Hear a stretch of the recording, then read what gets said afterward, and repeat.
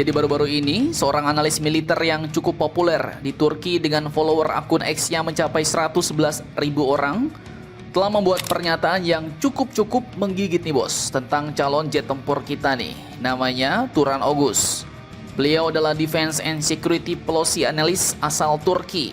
Cukup disegani di kalangan pengamat militer dan akun X-nya yaitu @Tyrannosaurus Rex. Sering jadi rujukan soal industri pertahanan Turki, dari drone Bayraktar, rudal, sampai jet tempur generasi kelima KAAN. Nah, jadi ini bukan akun abal-abal, tapi analis yang paham dapur industrinya, bos. Jadi admin kutip langsung dari akunnya pada 10 Januari 2026 kemarin, Turan Ogus ini pun mengunggah satu informasi panas nih, yang isinya merujuk pada pertemuan resmi Menteri Luar Negeri dan Menteri Pertahanan Turki Indonesia. Di konferensi pers itu, Menteri Pertahanan Indonesia, Bapak Safri, katanya menyampaikan pernyataan yang cukup berat nih, kalori militernya bos. Jadi intinya adalah Indonesia dan Turki sepakat membentuk working group atau kelompok kerja bersama di bidang pertahanan dan keamanan. Dan ini bukan working group basa-basi bos, fokusnya jelas, yaitu teknologi pertahanan tingkat lanjut, industri strategis, dan yang bikin mata berbinar adalah teknologi pesawat tempur. Nah, tujuannya apa? Kata Bapak Safri, kelompok kerja ini akan segera dibentuk dan bisa mulai bekerja di Turki atau di Indonesia. Dan targetnya satu, yaitu untuk meningkatkan dan mengembangkan kapabilitas pertahanan Indonesia lewat kerjasama nyata dan bukan cuma MOU pajangan. Nah, disinilah analisis Turan Ogus masuk bos. Dimana menurutnya kerjasama ini bukan kosong. Karena Indonesia disebut telah memesan 48 unit jet tempur generasi kelima KAAN dari Turki. Dan bukan cuma itu, ada pula katanya lagi opsi tambahan 12 unit bos. Sehingga totalnya bisa mencapai 60 unit jet tempur KAAN. Nah, 60 nih, bukan kaleng-kaleng. Dan angka itu ya jelas bukan sekedar coba-coba bos, tapi itu tanda komitmen strategis jangka panjang. Dan di titik inilah muncul pula satu pertanyaan besar di benak kita semua nih bos. Lah, jadi Indonesia ntar dapat jet tempur KAAN pakai mesin siapa nih? Kapan kira-kira kita dapat generasi kelima ini? Apakah Indonesia bakal dapat jet tempur KAAN yang nggak pakai izin Amerika?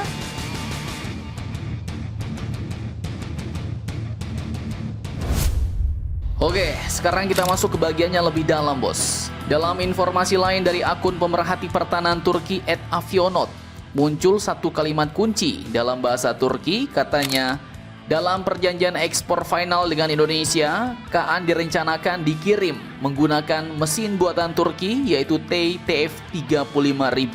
Nah, kita ulangi pelan-pelan, mesin buatan Turki bukan Amerika bos. Apa artinya?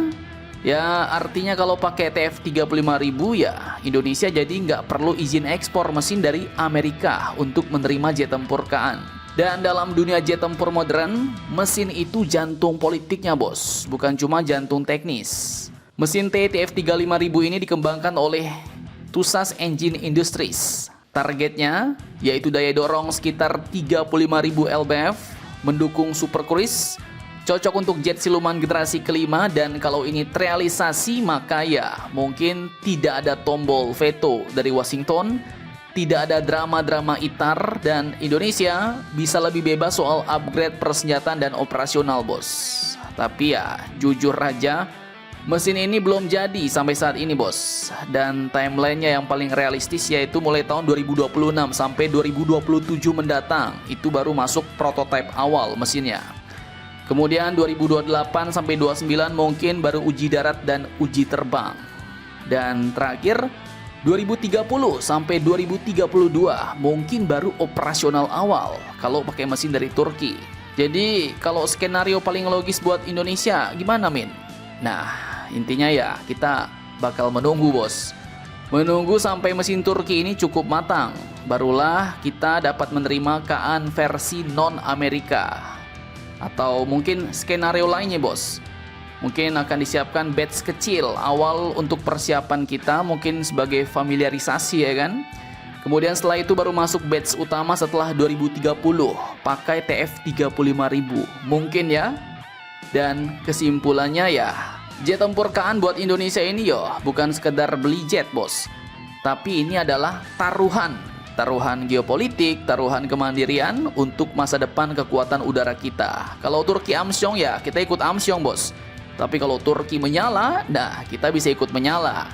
Karena bisa dibilang ya ini ibarat beli kucing Anggora tapi dalam karung.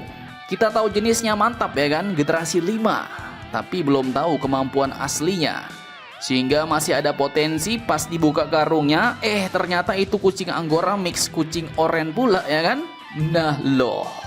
Nah, lantas kalau case-nya kayak gini nih, jadi mana yang lebih berbahaya nih bos? Rudal dari jet tempur atau mesin jet tempurnya sendiri? Oke, sekarang kita masuk sedikit ke dalam kacamata kuda Mimin bos. Jangan dianggap terlalu serius ya bos. Ya, jadi kalau kita dengar kata senjata paling mematikan, pikiran kita mungkin ke rudal yang digotong oleh jet tempur. Hypersonic Match 5+, ledakan gede, bikin headline ya kan. Nah, tapi kalau admin lihat bukan cuma rudalnya bos, tapi mesin jet tempur itu sendiri.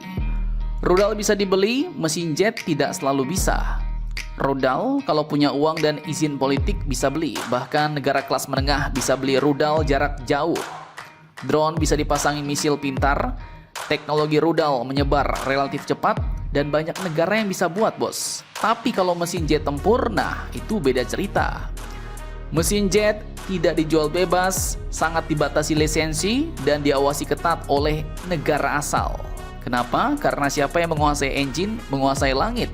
Mesin jet sama dengan nyawa pesawat bos. Pesawat tempur secanggih apapun, dengan radar AESA canggih, stealth mulus, sensor fusion mutakhir, tanpa mesin ya bakal jadi pajangan museum. Dan mesin menentukan kecepatan, jarak tempuh, manuver, super cruise, pilot, bahkan kemampuan silumannya. Makanya orang bilang airframe mungkin bisa ditiru, tapi mesin, nah itu ilmu hitam bos. Dan negara yang bisa bikin mesin jet ini sedikit banget nih. Sampai hari ini ya, negara yang benar-benar mandiri bisa bikin mesin jet tempur kelas berat itu hanya beberapa, mulai dari Amerika, Rusia, bahkan Tiongkok masih mengejar penuh nih. Dan yang lain, Prancis, nah itu komponen tertentunya katanya masih tergantung sama yang lain bos. Kemudian Inggris lewat konsorsium, kalau Jepang itu baru tahap lanjutan. Dan kini Korea dan Turki, nah sedang mengembangkan nih, mengejar Amerika, Rusia, dan Tiongkok. Artinya ya, mesin jet adalah filter kekuatan global. Kalau bisa bikin, ya kita bisa masuk klub elit. Jadi kenapa mesin lebih mematikan dari rudal ya? Karena mesin jet ini tidak meledak, tidak bikin headline, tapi mengunci kedaulatan.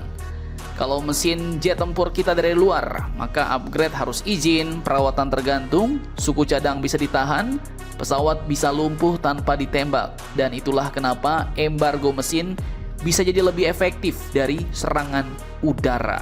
Nah, itu menurut pandangan Mimin dari satu sisi bosku. Jadi bagaimana menurut kalian tentang hal ini? Akankah Indonesia bakal memboyong 60 jet tempur KAN generasi 5? Setujukah kalian? Jangan lupa komentar, tetaplah kalian barbar dan jangan santuy terus. Demi Indonesia tangguh, salam Indomax, Indo Magazines.